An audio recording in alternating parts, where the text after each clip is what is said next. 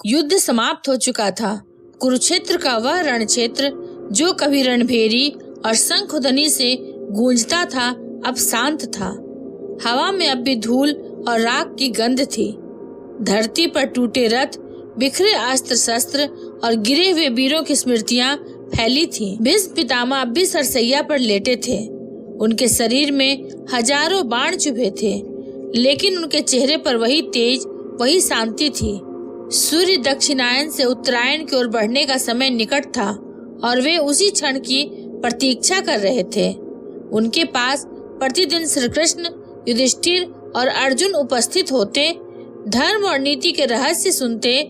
लेकिन एक दिन जब सब चले गए तो भीष्म ने देखा आकाश में एक दिव्य प्रकाश उतर रहा है। वह प्रकाश क्षण भर में एक रूप धारण करता है। वह स्वयं पवन पुत्र श्री हनुमान थे। भीष्म पितामह ने नेत्र खोले और कर जोड़कर बोले, जय श्री राम। प्रभु के परम भक्त पवन पुत्र, आप स्वयं यहाँ? हनुमान जी मुस्कुराए।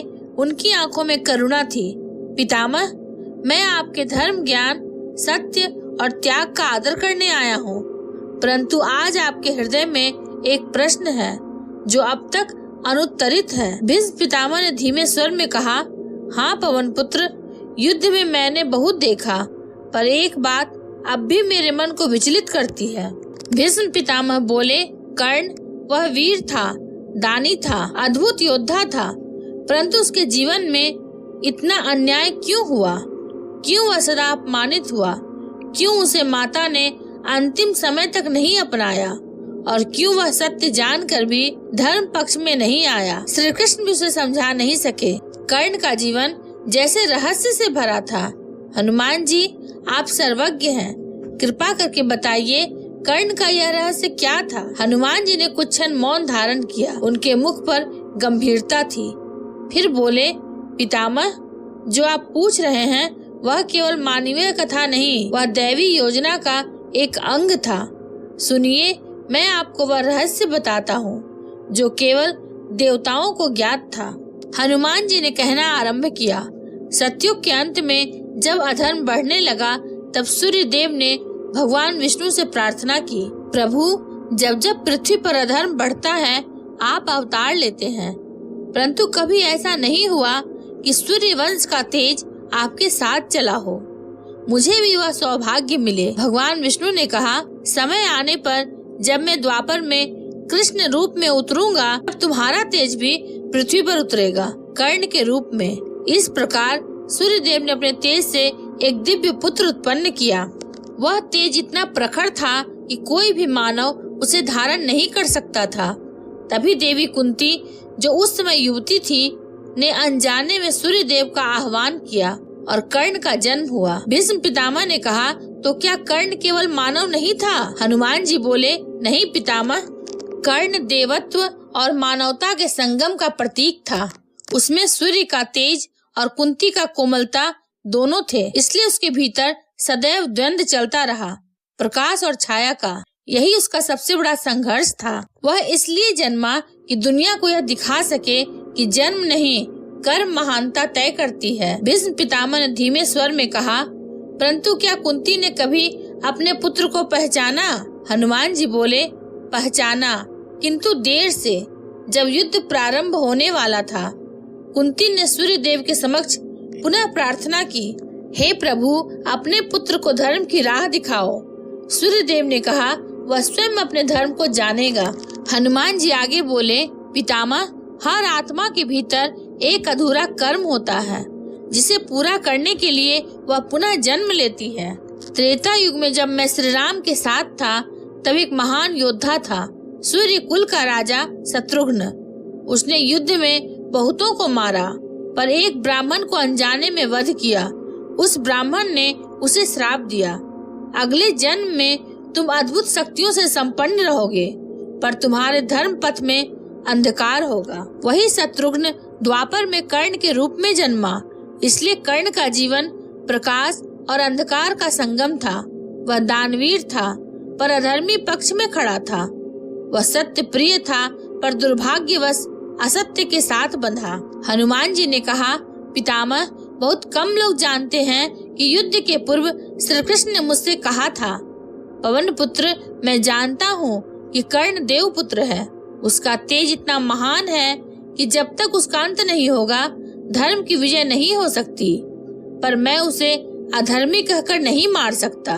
उसके लिए एक विशेष योजना बनेगी। मैंने पूछा, प्रभु, क्या वह योजना उसके अपमान और कष्टों से भरी होगी? श्री कृष्ण बोले, हाँ, क्योंकि जिन आत्माओं में दिव्यता होती है उनकी परीक्षा साधारण नहीं होती। कर्ण का हर अपमान, हर त्याग उसके भीतर के अहंकार को गलाने के लिए आवश्यक है। भीष्म पितामह की आंखों से आंसू बह निकले। पवन पुत्र, तो क्या कर्ण का दुख स्वयं ईश्वर की योजना थी? हनुमान जी ने धीरे से कहा, हाँ पितामह, कर्ण का जीवन इस बात का प्रमाण था कि कभी कभी धर्म केवल पक्ष से नहीं, उद्देश्य से तय होता है। कर्ण ने दान इसलिए दिया क्योंकि उसके भीतर सूर्य का तेज था। उसने युद्ध किया क्योंकि उसके भीतर क्षत्रिय का रक्त था, परंतु उसके मन में सदा एक पीड़ा थी, मैं कौन हूँ? यही प्रश्न उसका सबसे बड़ा शत्रु बना। हनुमान जी ने आगे कहा, जब कर्ण युद्ध भूमि में गिरा तब श्री कृष्ण स्वयं उसके पास गए। उन्होंने देखा कर्ण के होठों पर मुस्कान थी और आंखों में शांति।